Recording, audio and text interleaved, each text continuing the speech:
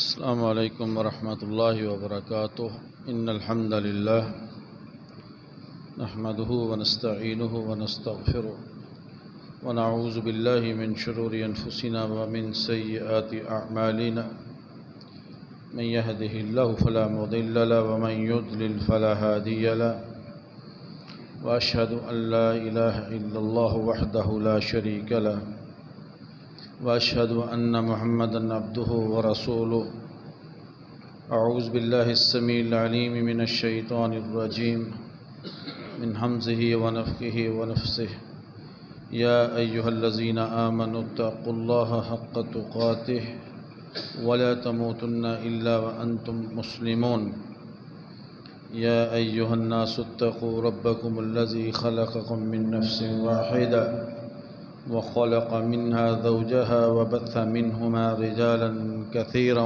ونساء واتقوا الله الذي تساءلون به والأرحام إن الله كان عليكم رقيبا يا أيها الذين آمنوا اتقوا الله وقولوا قولا سديدا يصلح لكم أعمالكم ويغفر لكم ذنوبكم ومن يطع الله ورسوله فقد فاز فوزا عظيما أما بعد فإن خير الحديث كتاب الله وخير الهدي هدي محمد صلى الله عليه وسلم وشر الأمور محدثاتها وكل محدثة بدعة وكل بدعة ضلالة والضلالة في النار. بسم الله الرحمن الرحيم.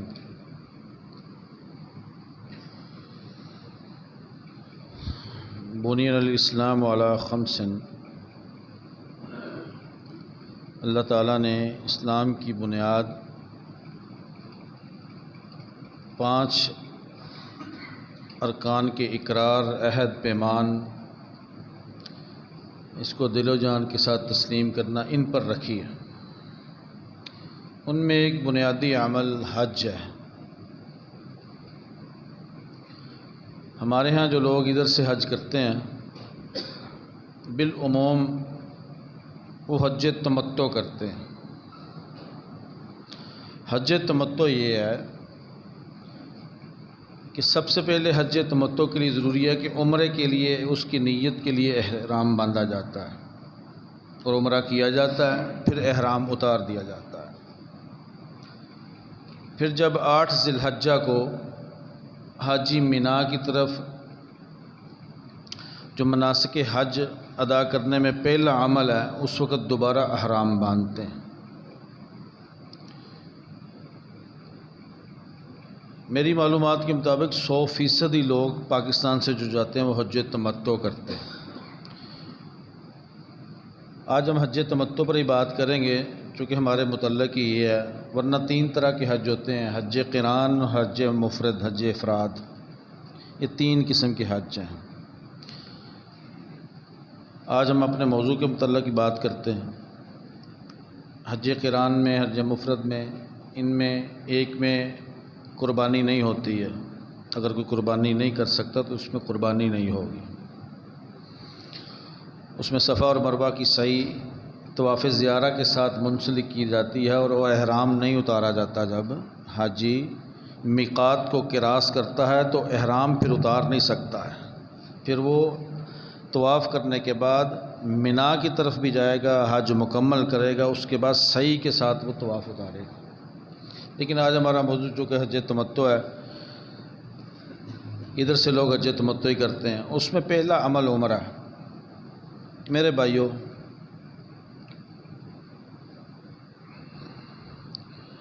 اللہ کی زمین پر اللہ کا سب سے پہلا گھر بیت اللہ مسجد الحرام ہے. عموماً قبلہ اول کے طور پر ہمارے ہاں ایک بات معروف ہے، بیت المقدس کو کہا جاتا ہے. ایک تو یہ قبلہ اول نہیں کہنا چاہیے. قبلہ اول جو مسلمانوں کا قبلہ ہے، جس کی طرف آدم علیہ السلام کی پیدائش کے بعد اللہ تعالیٰ نے اپنا گھر منسوب کیا، وہ اللہ کی زمین پر سب سے پہلا گھر مسجد الحرام ہے. اللہ کا گھر مسجد الحرام ہے. اس میں جو انسانیت پر مختلف حوادث آتے رہے، مختلف معاملات ہوتے رہے، انبیاء کی جو امتیں مختلف عذاب کا شکار ہوتی رہیں، اور اس زمین پر ایسا وقت بھی آیا جب نوح علیہ السلام کے دور میں اللہ تعالیٰ نے جن لوگوں کو ایمان کی بنیاد پر بچانا مقصود تھا ان کو بچا لیا اور باقی سب ختم کر دیے، عذاب کی لپیٹ میں آئے۔ اس کے بعد دوبارہ سے انہی افراد سے یہ نسل قائم ہے، نوح علیہ السلام کے ساتھ جو ایمان لانے والے ان کے ساتھی تھے، ان کے بعد یہ نسل بنائی گئی ہے۔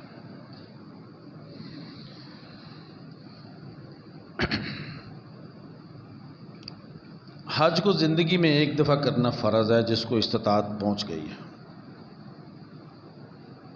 اب اس استطاعت کو دیکھنے کے لیے کہ ہمارے پاس کون سی استطاعت ہے، سب سے پہلے آپ کی صحت اور طاقت جو اس سفر کا تقاضا کرتی ہے، اس کا ہونا لازمی ہے، چونکہ اس دور کے اندر بہت ساری سہولیات ہیں۔ جب آپ لوگ جائیں گے اللہ تعالیٰ ہم سب کو توفیق عطا فرمائے، پھر آپ دیکھیں گے سہولیت ہونے کے باوجود بہرحال یہ ایک پر مشقت اور صعوبت والا سفر لازمی ہے۔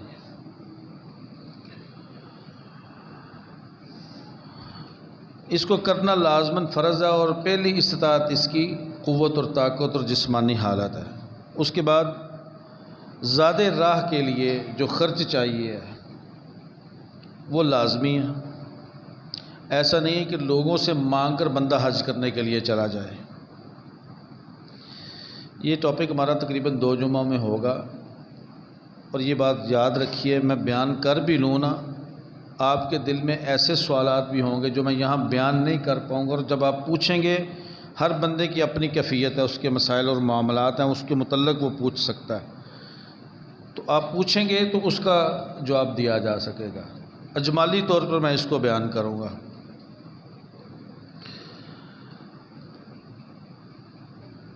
اس میں جب عمر سن بلوغت کو پہنچ گئی، شعور کی عمر آ گئی، اور امر اور نواہی اللہ تعالیٰ کے حرام حلال کردہ امور بندے کو سمجھ آنا شروع ہو گئے، یہ عمر بلوغت اور سن شعور کی عمر ہے۔ اور اس وقت جب طاقت پہنچ جائے اور بلوغت اور شعور بھی ہو جائے اور زیادہ راہ بھی موجود ہو، مالی طور پر استحکام بھی ہو، حج میرے بھائیو فرض ہو جاتا ہے۔ سب سے پہلے ہمیں اس کی اصلاح کرنا ہے۔ حج اور عمرہ نہ کرنے کی وجہ سے بہت سارے ایسے ہدایت کی راہیں ہیں جو ہم گم گشتہ کر بیٹھے ہیں، اپنے سے پیچھے کر بیٹھے ہیں۔ جب آپ جائیں گے تو سیرت ابراہیم آپ کو سمجھ اس وقت آئے گی جب آپ مطاف میں آپ طواف کر رہے ہوں گے، آپ کو سمجھ آئے گی کہ یہاں خباب بن ارت، ابو ذر غفاری، بلال رضی اللہ عنہما کے ساتھ کیا گیا۔ یہاں نبی صلی اللہ علیہ وسلم کو دھکے مارے گئے، ابو بکر کے گلے میں رسی ڈال کر گلا گھونٹنے کی کوشش کی گئی، نبی صلی اللہ علیہ وسلم کا ٹھٹھا اور مذاق اور استہزاء کیا گیا۔ یہ مطاف کا ہی علاقہ ہے، یہ بیت اللہ کے ارد گرد کا طواف کا ایریا۔ جتنا جتنا آپ کا شعور ان قربانیوں کے بارے میں زندہ ہوگا، آپ اتنے عمرہ اور حج کا تلذذ پائیں گے، سمجھ بوجھ بھی اتنی ہی بڑھے گی، فہم اور اللہ کے رسول کے ساتھ عقیدت اور اللہ رب العالمین کے ساتھ عقیدہ مضبوط اور فہم والا عقیدہ ہوگا کہ میں کس جگہ پر کھڑا ہوں۔ یہاں ابراہیم اور اسماعیل کی محنتوں اور کاوشوں کا یہ منظر ہے۔ میں صفا مروہ پر سعی کر رہا ہوں، اس سعی کا موجب کو کون سی عورت بنی تھی، اور زمزم جو پانیوں میں سب سے عظیم ہے، اس پانی کی فضیلت جو آج مجھے سمجھ آ رہی ہے، اس پانی کے پیچھے کون سی قربانی ہے۔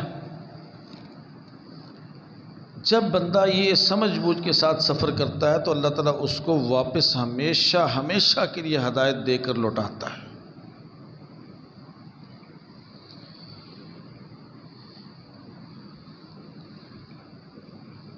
اگر کوئی شخص حج نہیں کرتا، اپنے وقت کو بھی گزارتا ہے، ضائع کرتا ہے، جو اللہ تعالیٰ نے اس کو استطاعت دی ہے مالی طور پر، اس کو بھی وہ استعمال نہیں کرتا ہے اور اپنے کسی اور پرپز میں، کسی اور آپشن میں رکھ کر اس حج کو پیچھے کرتا چلا جاتا ہے۔ عزیز بھائیوں، ہم سوچتے ہیں کہ ہم پر رزق اگر یہ استعمال کریں گے تو اس مسئلے میں ہمیں تنگی آ جائے گی۔ یہ بات جو میں بیان کرنے لگا ہوں یہ حج اور عمرے کے متعلق ہے۔ نبی صلی اللہ علیہ وسلم نے فرمایا، عمرہ کرنا پھر دوبارہ عمرہ کرنا یہ گناہوں کو دھوتا ہے اور فقیری اور تنگ دستی کو ختم کر دیتا ہے۔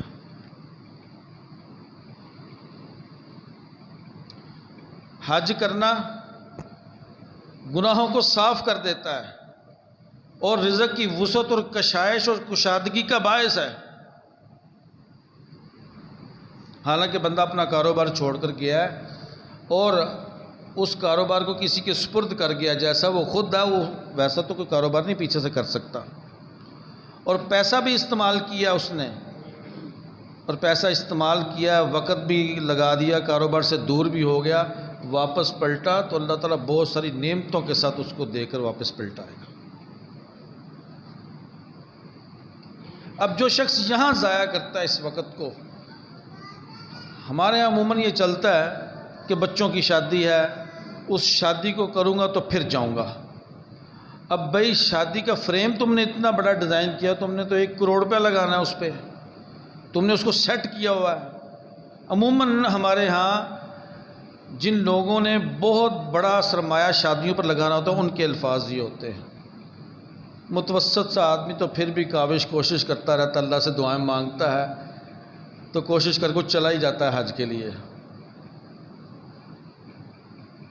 میں 2002 کی بات ہے، میں حج کر رہا ہوں، مینا سے واپس آ رہا ہوں طواف زیارہ کے لیے۔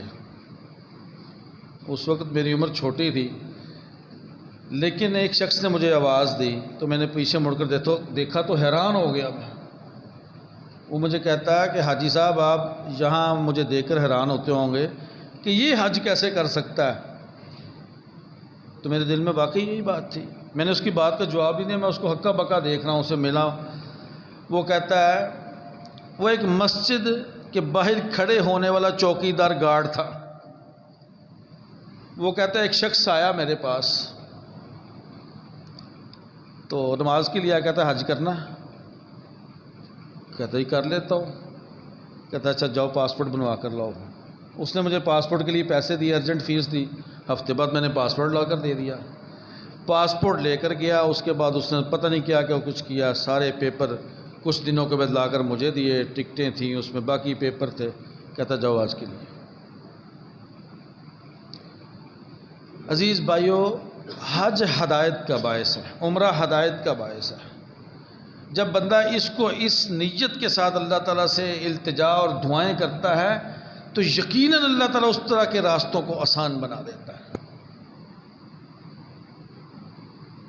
میں آپ کو ذاتی تجربہ یہ بات کی بنیاد پر یہ بات کر رہا ہوں۔ اب جب اس کا جب پہلا رکن عمرہ ہے حج تمتع کا، اس کا احرام میقات سے باندھا جاتا ہے۔ اب میقات پر جانے کے لیے ہمارے پاس تو کوئی وقت نہیں ہوتا، لاہور سے ہمیں فلائٹ پکڑی یا کراچی سے پکڑی یا اسلام آباد سے پکڑی یا کوئٹہ سے پکڑی یا فیصل آباد سے پکڑی، ان کا میقات آئے گا، ہم یمن کے راستے سے گزرتے ہوئے وہ سمندری حدود سے یلملم کا ایک علاقہ آتا ہے، سمندری سرحدوں پر یلملم کا ایک علاقہ ہے۔ ہماری طرف سے جانے والے جو عمرہ کرنے والے لوگ ہیں یا حج کرنے والے لوگ ہیں، ان کا میقات یہ ہے۔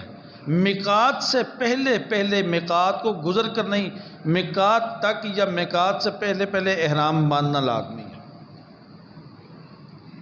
اب احرام کے لیے کیا ضروری ہے کہ بندے نے غسل کیا ہوا ہو، احرام سے پہلے وہ جو اگر خوشبو لگا سکتا ہے لگا لے، بال کاٹنے ہیں کاٹ لے، جسم کے جس حصے کے بھی بال اتارنا چاہتا ہے اتار لے۔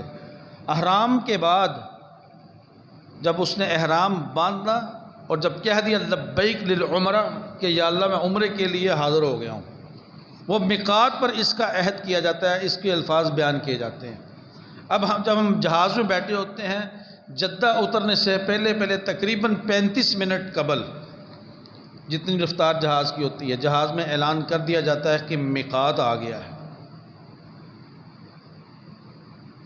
اب اس وقت تو احرام ہم باندھنے سے رہے، اس وقت کون سے لوگ اٹھیں گے اور جہاز میں وہ احرام باندھنا شروع کر دیں گے، واش روم میں جانا آنا سب کچھ کرنا۔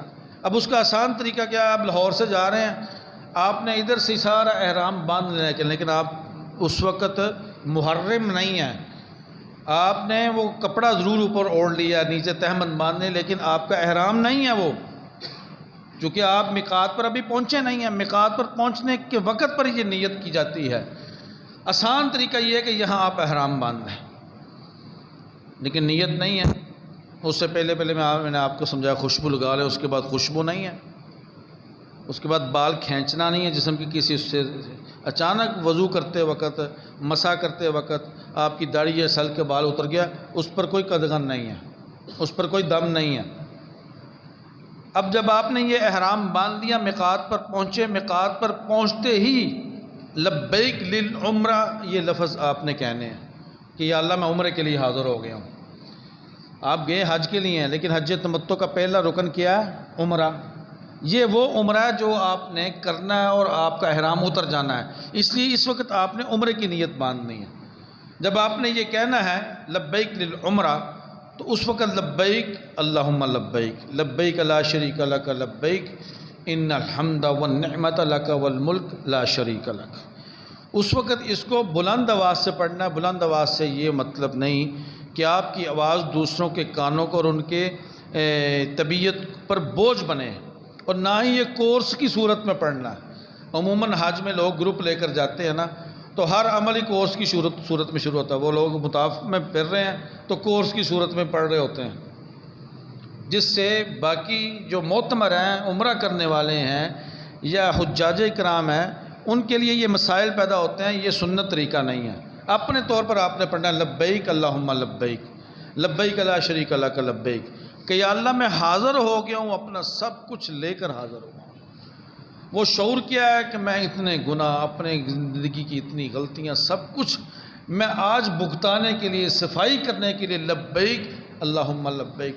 یا اللہ نہ مجھے کوئی نعمتیں دے سکتا ہے، اس مسئلے میں بھی تیرا کوئی شریک نہیں ہے، اور یا اللہ ساری ملکیت، ساری کائنات، ہر چیز تیری ملک ہے، اس میں تیرا کوئی شریک نہیں ہے، سب تعریفیں تیرے لیے ہیں، اس میں تیرا شریک نہیں ہے، اور نعمتیں ساری کی ساری تیرے لیے ہیں۔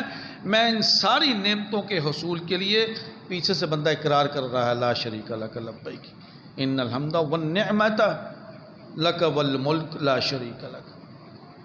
یہ ایسا اقرار ہے، نبی صلی اللہ علیہ وسلم نے فرمایا، بندہ غم زدہ ہو، بے چین ہو، حتیٰ کہ کسی سے خوف زدہ ہو، کسی کے مسلط ہونے سے خوف زدہ ہو، بندہ کہتا ہے نا اللہ ربی ولا اشرک بہ شیئا، کہ اللہ تو میرا رب ہے، لا اشرک بہ شیئا، میں تیرے ساتھ کسی کو شریک نہیں کر سکتا ہوں۔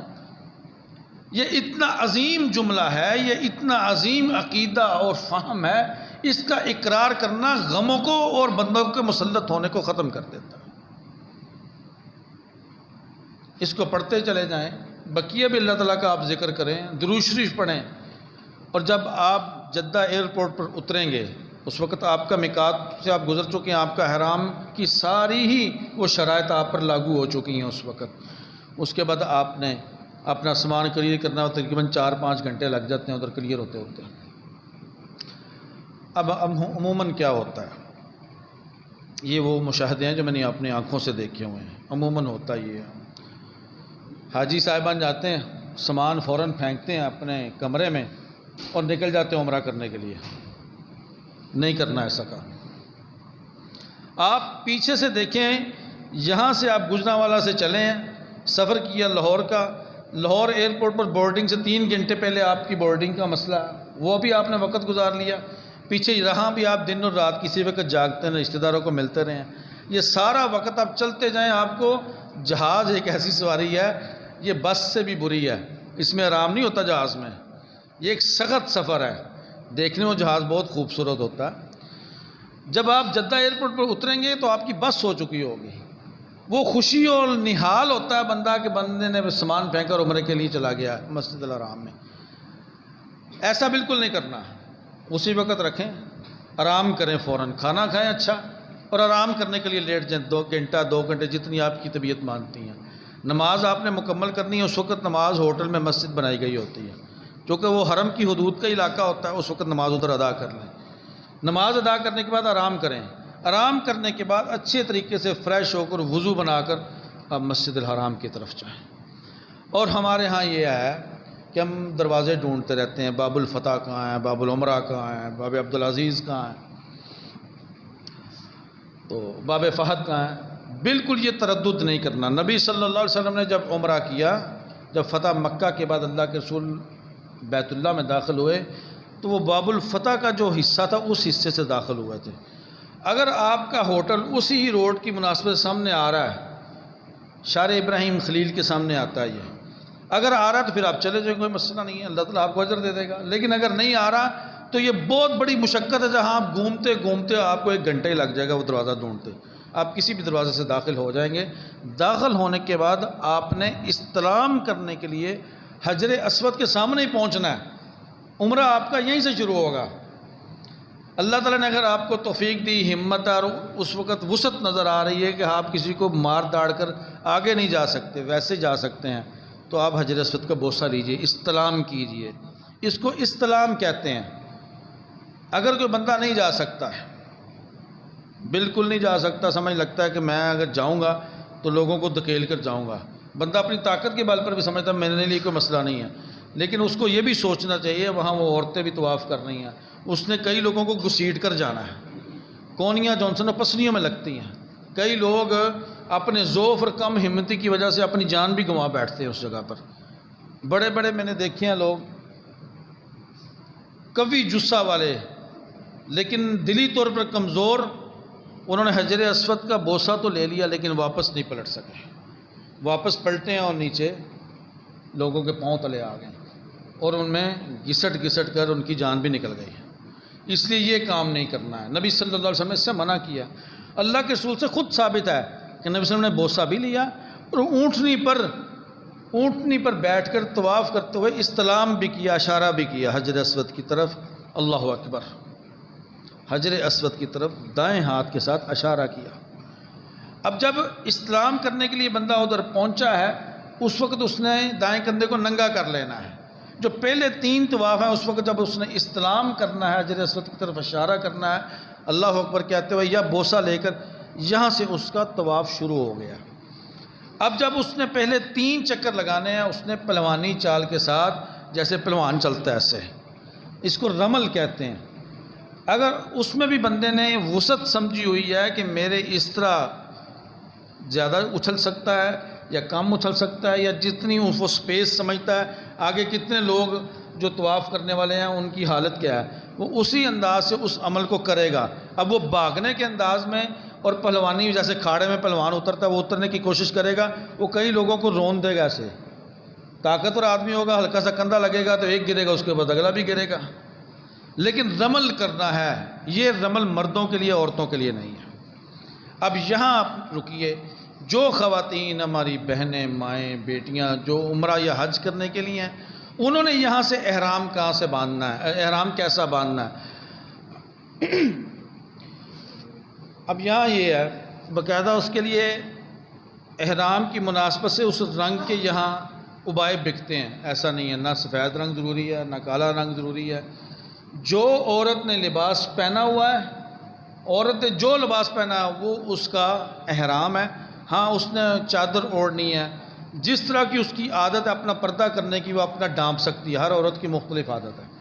وہ ابایا پہن کر اور اوپر سے علیحدہ سے جو سکارف ہے یا اس کی نقابی ہے وہ اس کو پہن سکتی ہے.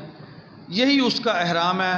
اس میں عورت نے خوشبو نہیں لگانی ہے، چونکہ نبی صلی اللہ علیہ وسلم نے عورت کو باہر نکلتے وقت خوشبو سے منع کیا. اب میقات پر پہنچنے کے وقت اس نے بھی یہی کہنا ہے. جب وہ عمرہ کے لیے، استلام کے لیے پہنچی ہے، عورتیں بعض کا ضد کرتی ہیں میں نے بھی بوسہ لینا ہے. ایک عورت تھی، میں نے کہا ہے وہ قوت والی تھی، میں نے کہا خالہ جی نہ جائیں،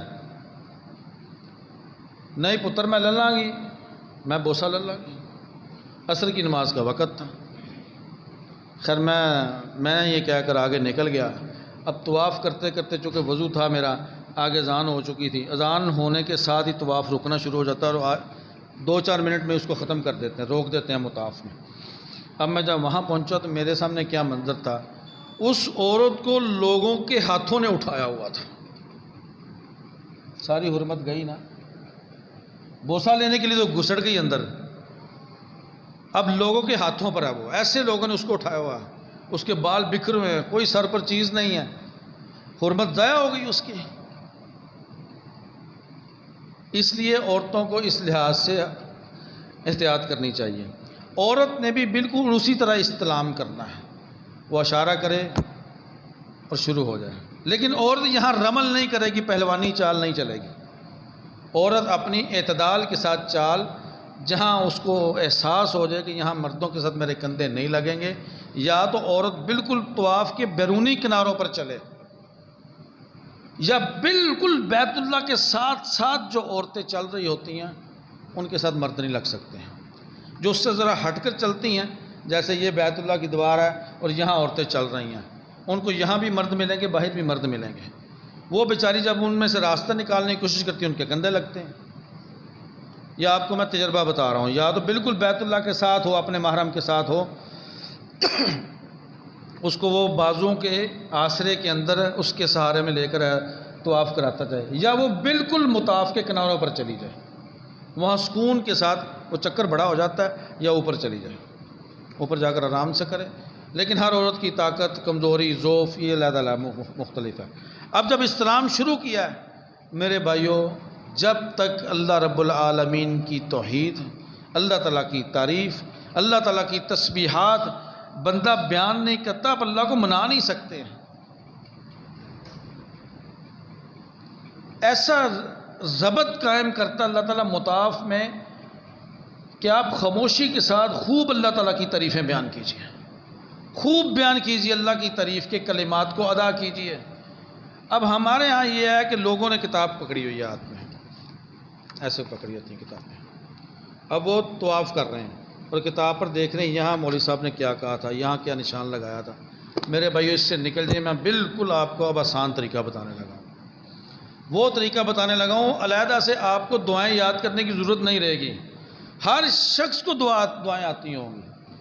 مسئلہ یہاں یہ ہے کہ سب سے پہلے اللہ تعالیٰ کی تعریفیں آپ نے بیان کرنی ہے، جیسے آپ اللہ کو منا رہے ہیں۔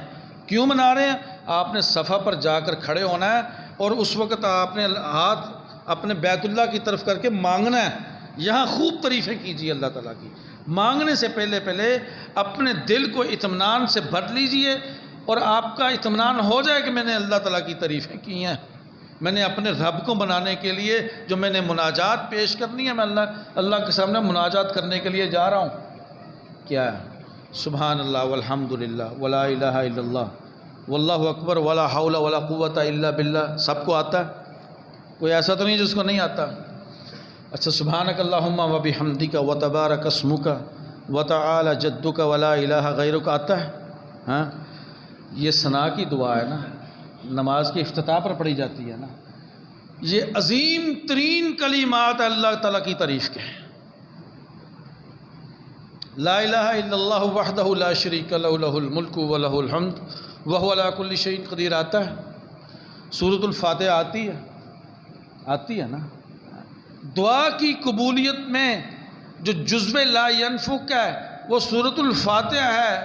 سورۃ الفاتحہ دعا کی قبولیت میں پہلا عضو ہے، کوئی کتاب نہ پکڑیں، عجز، انکساری اور خشوع کے ساتھ کوئی دائیں بائیں نہ آپ دیکھیں، آپ چل رہے ہیں اس ہیبت کو، وہ اس اللہ جل شانہ جس کا یہ گھر ہے اس کی ہیبت کو بھی سامنے رکھیے، ان قربانیوں کو بھی سامنے رکھیے۔ یہاں ابراہیم اسماعیل یہ دونوں باپ بیٹا کیا کر رہے تھے؟ جب آپ وَاتَّخِذُوا مِن مَّقَامِ ابراہیم مُصَلّىٰ، جب اس پتھر کو دیکھیں گے جس پر ابراہیم علیہ السلام کے پاؤں کے نشانات ہوں گے، آپ کو سارا منظر یاد آئے گا ابراہیم کا، وہ اپنے بچے کو مکے میں چھوڑ کر گئے، بے آب و گیا، اس صحرائی علاقوں میں جہاں ریگستانی علاقے ہیں، ریتلے علاقے ہیں، پانی نہیں ہے، اللہ کے حکم پر یہ بندہ چھوڑ گیا اپنے بچے کو، جس کو اللہ نے بعد میں پیغمبر بنایا، اس پیغمبر کی اولاد میں سے ایک ہی پیغمبر آیا، پتہ کون آیا؟ محمد الرسول اللہ صلی اللہ علیہ وسلم۔ ہم اس شخص کی اولاد میں سے جو نبی تھا، اس نبی میں سے ایک ہی نبی ہے، ہم اس کی امت ہیں۔ اور اللہ کے پیغمبر نے فرمایا میں ملت ابراہیم پر ہوں، میرا باپ ابراہیم ہے، اسماعیل ہے، میں ان کی نسل میں سے ہوں، ان کے نطفے میں سے میں پیدا ہوا ہوں۔ وہ ساری قربانیاں بندہ ذہن میں رکھتا ہے، اللہ تعالیٰ کی تعریفیں خوب بیان کر رہا ہے۔ اب 7 چکر اس کے مکمل ہو گئے ہیں، اب رکن میں یمانی اس میں ایک رکن آتا ہے۔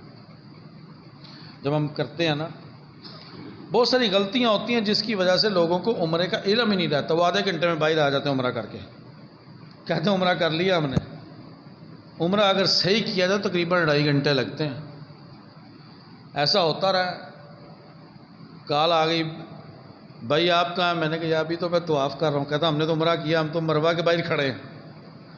اس کی وجہ یہ ہے کہ جب آپ پوری شعور کے ساتھ اس کو نہیں کریں گے بہت ساری غلطیاں کر جائیں گے۔ اب حتیم ایک علاقہ ہے، نبی صلی اللہ علیہ وسلم نے فرمایا جس نے حتیم کے اندر رکعت پڑھی 2، اس نے ایسے بیت اللہ کے اندر پڑھی۔ اب یہ بیت اللہ ہی کا، اس کی وسعت کے لیے دیوار تعمیر کی گئی تھی کہ بیت اللہ کو بڑا کیا جائے، لیکن نبی صلی اللہ علیہ وسلم نے فرمایا عائشہ میں اس کو اب اس لیے ختم نہیں کر رہا، مجھے اس سے فتنے کا ڈر ہے کہ لوگ کہیں گے کہ نبی صلی اللہ علیہ وسلم نے حتیم کی دیوار کو ختم کر دیا، اب یہ بیت اللہ کا حصہ رہے گی۔ اب وہ دیوار اتنی ہے، اس کو اونچا نہیں کرتے، نیچا نہیں کرتے، باہر نہیں نکالتے، اس کا ڈایاگرام اتنا ہی جتنا ہے۔ نبی صلی اللہ علیہ وسلم جس نے حتیم میں 2 رکعت پڑھ لی، اس نے ایسے جیسے بیت اللہ کے اندر پڑھی۔ لیکن اب یہ کیا ہے، آپ طواف کر رہے ہیں، طواف کرتے کرتے حتیم کا دروازہ آ جاتا ہے، وہ جو دروازہ کہتا ہے در بناؤ، لوگ اس کے اندر گھس، چلو یار 2 رکعت پڑھ لیتے ہیں پھر طواف شروع کر لیتے ہیں۔ ایسا نہ کریں، اطمینان کے ساتھ طواف کریں۔ طواف کرتے ہیں، حتیم کی دیوار جہاں سے ختم ہوگی اس کے ساتھ جو اگلا کونا آئے گا وہ رکن یمانی ہے۔ رکن یمانی اس کو اس لیے کیا جاتا ہے کہ یہ یمن کی طرف اشارہ کرتا ہے، اس طرف یمن ہے۔ نبی صلی اللہ علیہ وسلم نے اس وقت اس کو رکن یمانی کہا، رکن شمالی بھی ہے، یہ سارے ہیں، لیکن اللہ کے پیغمبر نے رکن یمانی کو دایاں ہاتھ لگایا ایسے، یہ کنارہ ہے، یہ بیت اللہ ہے، یہ رکن یمانی آیا۔ اللہ کے رسول نے اس کو ایسے ہاتھ لگایا، اور ہاتھ لگانے کے بعد یہاں سے لے کر آگے جو کنارہ آ رہا ہے وہ حجر اسود کا کنارہ آ رہا ہے۔ جس دیوار کے درمیان جو علاقہ ہے، نبی صلی اللہ علیہ وسلم نے یہاں پڑھا ربنا آتنا فی الدنیا حسنۃ وفی الآخرۃ حسنۃ وقنا عذاب النار۔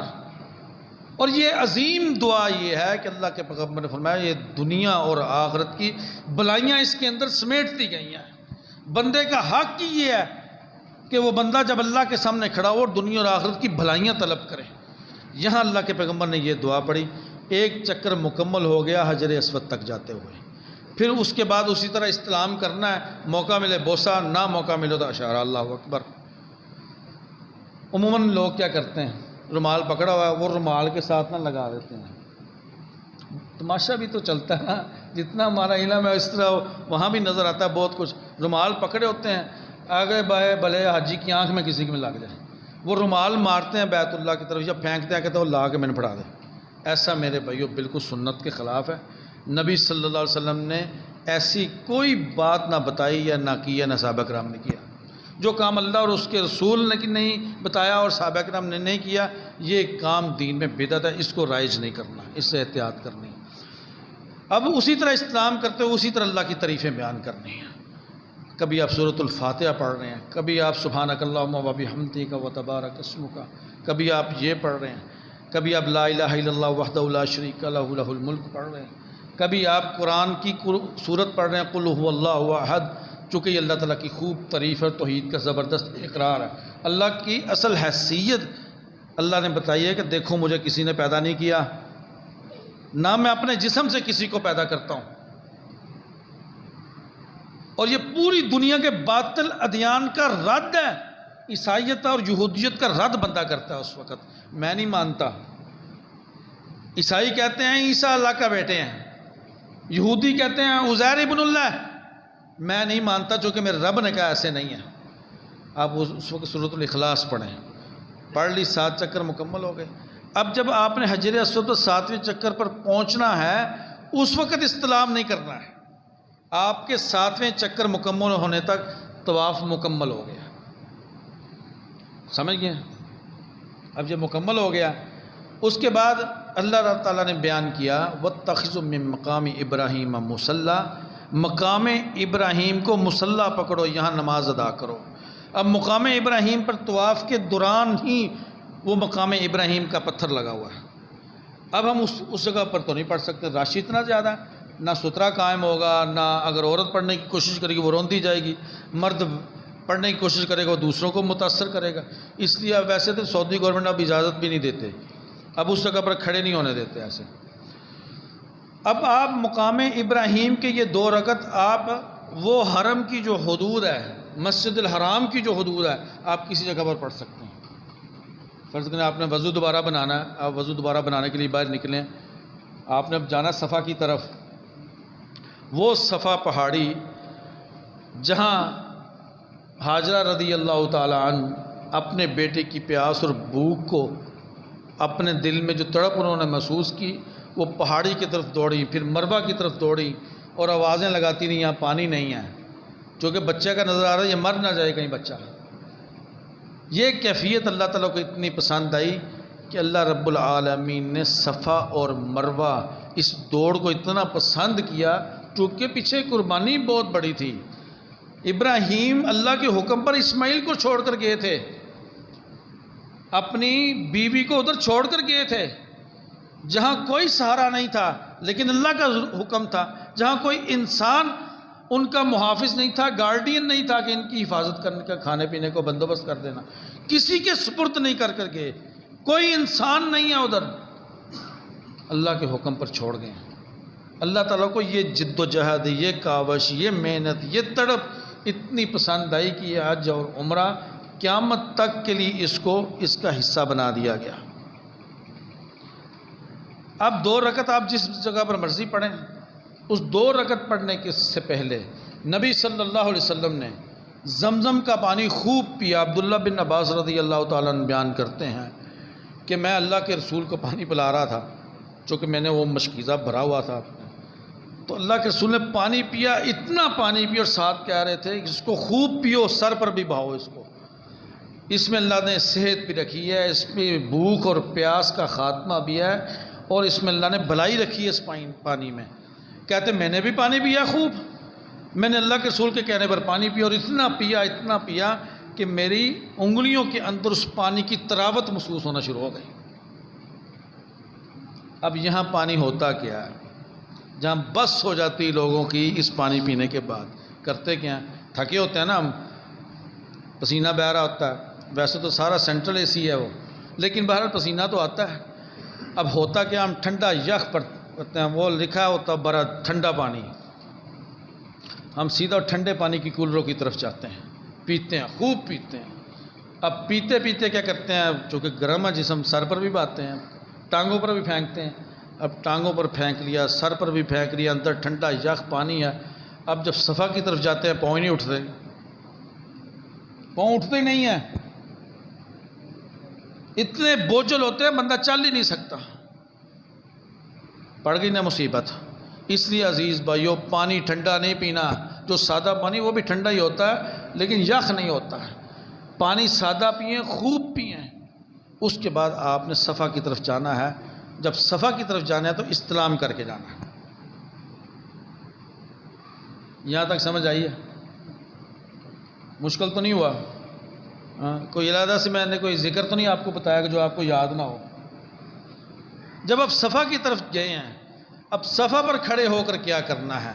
نبی صلی اللہ علیہ وسلم نے صفا پر کھڑے ہو کر ایسے ہاتھ کھڑے کر لیے اور اللہ تعالیٰ کی تعریفیں بیان کی، اور اپنی حاجتوں خوب رو رو کر دعائیں کرتے رہے۔ پھر جب رو رو کر دعائیں کرتے رہے، پھر ہاتھوں کو چھوڑ دیا، پھر ہاتھ کھڑے کر لیے۔ یہ عمل 3 دفعہ کیا، اور اللہ کے رسول نے دعائیں کر کے، بیت اللہ بالکل آپ کو صفا سے سامنے نظر آ رہا ہوگا، یہ دعائیں کرنے کے بعد آپ نے مروہ کی طرف سفر شروع کرنا ہے۔ اب جب مروہ کی طرف آنا ہے تو مرد حضرات کے لیے ایسے پلرز کے اوپر اور بیم کے اوپر گرین رنگ کی لائٹس لگی ہوئی ہیں، سبز رنگ کی، وہاں سے صحیح ہے، وہاں دوڑنا ہے، وہاں سے دوڑ کا آغاز کرنا ہے مردوں نے۔ لیکن دوڑی کون تھی جس سنت کو اللہ نے زندہ کیا ہوا ہے؟ مرد کی عورت؟ لیکن عورت کے لیے یہاں دوڑنے کا حکم اب نہیں ہے کہ یہاں عورتیں نہیں دوڑیں گی، اب مردوں نے یہاں دوڑ لگانی ہے۔ اب دوڑ بھی یہ نہیں لگانی کہ آپ دوڑ لگائے، آپ تھوڑے فاصلے کے لیے تیز دوڑیں نا تو بریک نہیں لگا کرتی، آگے کسی سے ٹکر ہی لگتی ہے۔ اس لیے یہ دھیان رکھنا ہے، چونکہ فاصلہ تھوڑا ہے، وہ ایسے نہیں ہے کہ 100 میٹر ہے وہ کوئی، یا 40 میٹر ہے، 50 میٹر ہے، اس سے بھی کم ہے۔ دوڑنا اس انداز میں دوڑیں، لیکن کنٹرول رکھ کر دوڑیں۔ آگے گرین لائٹس آئیں گی، اس دوڑ کو آپ نے ادھر ختم کر دینا ہے، پھر آپ نے پیدل چلنا شروع کر دینا ہے۔ اب یہاں بھی کیا کرتے ہیں لوگ، یہاں میں نے دیکھا ہے ہمارے بہن بھائی کیا کرتے ہیں، ہاتھ میں کتابیں پکڑی ہوں، اس میں مگن ہے، کتابوں پر پڑھ رہے ہیں۔ نہیں میرے بھائیوں، کچھ بھی نہ کریں آپ کے اندر کی کیفیت کا نام دعا ہے۔ میں نے صفحہ پر، میں آپ کو ایک واقعہ بتاتا ہوں، وہ واقعہ میرے دماغ سے نہیں نکل رہا، حالانکہ کافی دفعہ میں نے یہ سفر کیا۔ اللہ اکبر، صفحہ پر ایک شخص ہے اور ادھیڑ عمر ہے، یعنی صحت مند ہے، عمر ادھیڑ ہے۔ وہ صفحہ پر کھڑا ہو کر بلا کیا دعا مانگ رہا، اس نے ہاتھ کھڑے کیے ہیں، کہہ رہا یا اللہ میں تیرے گھر آ گیا، اللہ ایک تو میں نے معافی تو بغیر نہ بھیجی، تو یا اللہ میری ضرورتاں حاجتاں سب کچھ تیرے کو نے، اللہ تو ہی پوریاں کرنی ہیں۔ وہ بار بار یہی کہہ رہا ہے، میں حیران ہوں یار، یہ بھی شخص ہے، وہ کہہ رہا ہے مجھے معافی کے بغیر نہ بھیجنا۔ کوئی عربی کی دعا نہیں پڑھ رہا۔ اللہ تعالیٰ اس کیفیت کو آپ کی اسیس کرتا ہے، اس کیفیت میں اخلاص کس کیفیت میں ہے، یہ مانگنے کی آیا ہے، کس نیت سے گھر سے چلا تھا، اس نیت کا اظہار کوئی دنیا نہیں جانتی۔ قریب مصری کھڑے ہیں، لبنانی ہیں، اردن ہیں، عرب لوگ ہیں، یورپ کے مسلمان ہیں، بر صغیر کے ہیں، اس کو کیا پتہ یہ میری بات سن رہے ہیں، اپنے رب کو کیا کہہ رہا ہے؟ وہ اس اخلاص اور حاجت کو بیان کر رہا ہے جو پیچھے بیت رہی تھی۔ صفا سے چلتے ہوئے درود شریف پڑھیں۔ نبی صلی اللہ علیہ وسلم پر درود پڑھنا ساری ہی دعاؤں کا ملخص ہے، خلاصہ ہے۔ اطمینان کے ساتھ چلتے جائیں اور درود پڑھیں، اطمینان کے ساتھ چلتے جائیں ربنا آتنا فی الدنیا حسنہ پڑھیں، اطمینان کے ساتھ چلتے جائیں اپنے ذہن کے اندر آپ کے جو حاجتیں ہیں، اپنی اولاد کے لیے، اولاد کی ہدایت کے لیے، اپنے رزق کے مسئلے پر، اپنے بچے بچیوں کی شادی کے مسئلے پر، اپنے گھر کے انتشار، افتراق اور ناچاکی پر، آپ جو بھی احساس رکھتے ہیں اللہ سے مانگتے چلے جائیں کہ یا اللہ میری اس کمی کو بھی دور کر دے، مجھے یہ نعمتیں بھی عطا کر دے، مجھے اس عذاب سے بھی بچا لے، میں اس عاشورانی میں مبتلا ہوں، اللہ مجھے معاف کر دے، مجھے اس سے محفوظ کر لے۔ یہ انسان کی اندر کی کیفیت ہے۔ وہ عمرے کے ان اوقات کو اللہ کے اس گھر کے اندر جو اللہ تعالیٰ نے مختلف مقامات رکھتے ہیں، وہ اس اوقات کو اور مقامات کو استعمال کیسے کرتا ہے۔ مروہ پر گئے ہیں، مروہ پر کھڑے ہو کر بالکل وہ عمل کرنا ہے جو صفا پر کیا، ہاتھ بیت اللہ کی طرف کرنے ہیں، بیت اللہ یہاں سے نظر نہیں آئے گا، آگے جالیاں لگ چکی ہیں، یہاں سے نظر نہیں آتا، لیکن پتہ تو ہے نا آپ بیت اللہ کی طرف اشارہ کر کے کھڑے ہیں۔ بالکل اسی طرح 3 دفعہ دعا مانگنی ہے، ایسے نہیں ہے صفا پر گئے مروہ، مروہ پر واپس صفا اور آپ نے 7 چکر مکمل کی، عمرہ مکمل نہیں۔ عزیز بھائیوں، سفر پر خوب دعائیں کریں، مروہ پر کھڑے ہو کر خوب دعائیں کریں، آپ کا دل بھر جائے، آپ کا اشتیاق اور کھڑا ہو جائے کہ میں اب صفا کی طرف جاؤں گا، میں نے اور دعائیں کرنی ہیں، میں نے عمرہ کر کے باہر نکلنا، فلا جناح علیکم، اللہ نے کہا تم پر گناہ نہیں ہوگا، نہ تم گناہ گار رہو گے، نہ تم معصیت والے رہو گے، بلکہ اللہ تعالیٰ تمہیں صابر شاکر کے طور پر عمرہ فارغ ہو کر نکلو گے، اللہ ایسی سٹمپ لگائے گا۔ اسی طرح اپنی حاجتیں بیان کرنی ہیں، اسی طرح اللہ کی تعریفیں بیان کرنی ہیں، اسی طرح نبی صلی اللہ علیہ وسلم کے لیے درود پڑھنا ہے تاکہ اللہ تعالیٰ مجھے باعث رحمت کر دے، اللہ کی رحمت میرے لیے آئے، اللہ کا فضل میرے لیے آئے۔ عام دعائیں آپ مسجد میں داخل ہوتے ہیں کیا پڑھتے ہیں؟ بول لیں ذرا، سمجھ لیں آپ ایک کلاس میں بیٹھے ہیں، کیا پڑھتے ہیں؟ اللہم افتح لی ابواب رحمتک، کہ یا اللہ میرے لیے رحمتوں کے دروازے کھول دے۔ یہ دعا مسجد کے ماتھے پر تو لکھی ہے، لیکن یہ دعا آپ سفر مروہ پر بھی پڑھ سکتے ہیں کہ اللہ میرے لیے رحمتوں کے دروازے کھول دے۔ واپس جاتے ہیں کیا پڑھتے ہیں؟ اللہم انی اسألک۔ میرے عزیز بھائیو، اس وقت آپ نے یہ مانگنا، اللہ میں سوال نہیں ہوں تیرے فضل کا، تیری رحمت کا، اللہ مجھ پر اپنا فضل کرتے ہیں۔ یہ دعائیں مشکل ہیں، علیحدہ سے مانگنا پڑیں گی، سیکھنا پڑیں گی۔ ان دعاؤں کو پورے عقیدے اور فہم کے ساتھ استعمال کیجیے۔ اللہ تعالیٰ سے حاجتیں اس میں جمع کر کے، الفاظ یہ رکھیں، حاجتیں دل میں جمع کر کے اللہ کے سامنے پیش کیجیے۔ صفا سے مروہ کی طرف گئے ہیں 1 چکر، مروہ سے صفا کی طرف آئے ہیں 2 چکر، ایسے نہیں ہے صفا سے مروہ، مروہ سے صفا 1 چکر، ایسے نہیں ہے۔ صفا سے مروہ پر گئے ہیں 1 چکر، مروہ سے صفا کی طرف آئے ہیں، بالکل یہ عمل ویسے ہی کرنا ہے، ویسے ہی صحیح ہے۔ مروہ سے صفا کی طرف آتے ہوئے گرین لائٹس پر آئے ہیں، اسی طرح صحیح کرنی ہے، اسی طرح دوڑنا ہے۔ اگر ہی گرین لائٹس کے پلر آئیں گے اسی طرح رک جانا اور آہستہ چلنا شروع کر دینا۔ اس دوران بھی ٹھنڈے کولر لگے ہوئے ہیں، چلر لگے ہوئے ہیں، اور بہت ٹھنڈا یخ پانی ہے صفا مروہ پر، ٹھنڈا پانی نہیں پینا۔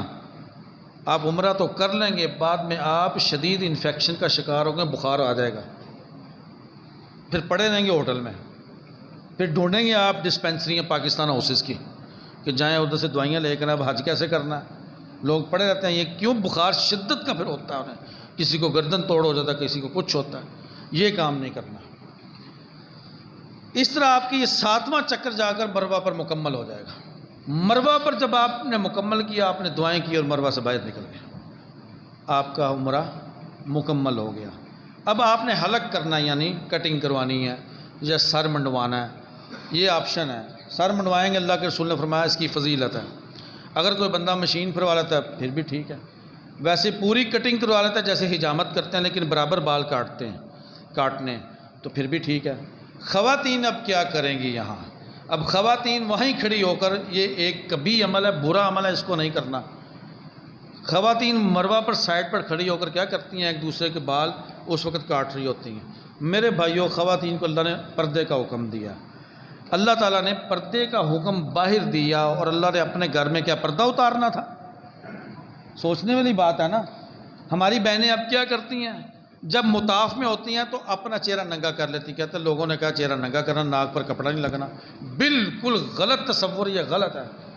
اماں جی عائشہ صدیقہ رضی اللہ تعالیٰ عنہ بیان کرتی ہیں کہ میں نے اللہ کے رسول کے ساتھ عمرہ کیا تھا، لیکن جب میں عمرہ کرنے کے، جب ہم عورتیں اکٹھی ہوتی، طواف کر رہی ہوتی، ہم جب مردوں کو دیکھتی تو ہم اپنی اوڑھنیاں، جلابیبہن، اپنی اوڑھنیاں اپنے چہروں پر ایسے ڈال لیتی۔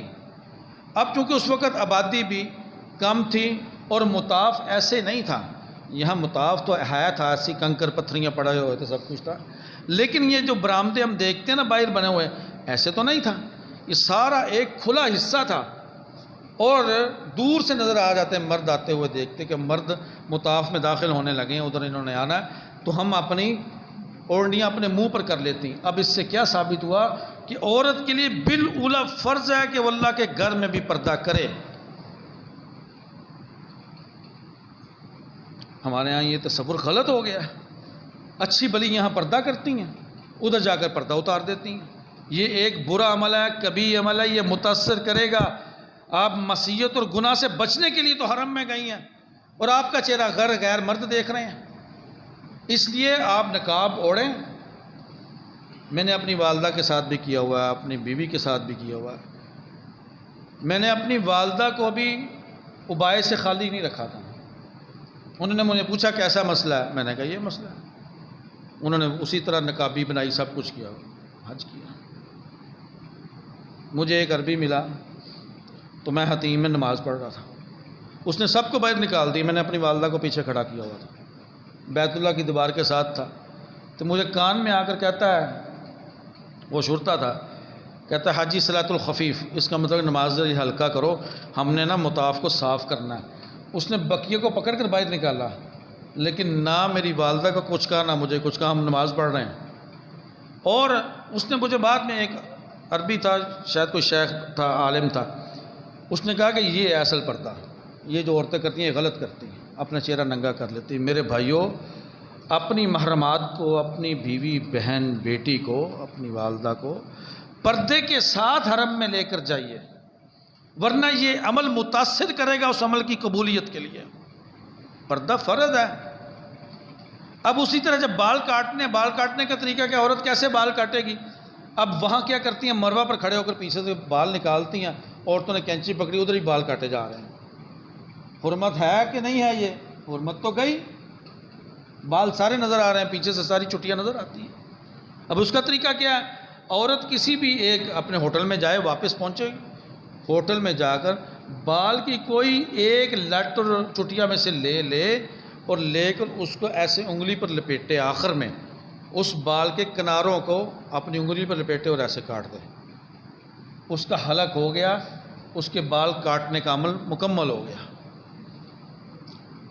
عزیز بھائیوں، عمرہ کرنا، پھر عمرہ کرنا، یہ بھائی جو بعد میں آئے، یہ گناہوں کو ختم کرتا ہے، ہاتھ کی تنگ دستی اور فقیری کو ختم کر دیتا ہے، وسعت دیتا ہے، اور بار بار رجوع کرنا، کبھی حج کرنا، کبھی عمرہ کرنا، یہ ہدایت کا باعث ہے، رزق کی کشادگی کا باعث ہے، اللہ تعالیٰ کی رحمتوں نعمتوں کا باعث ہے، عزت کا باعث ہے۔ وما توفیق الا باللہ، علیہ توکلت و الیہ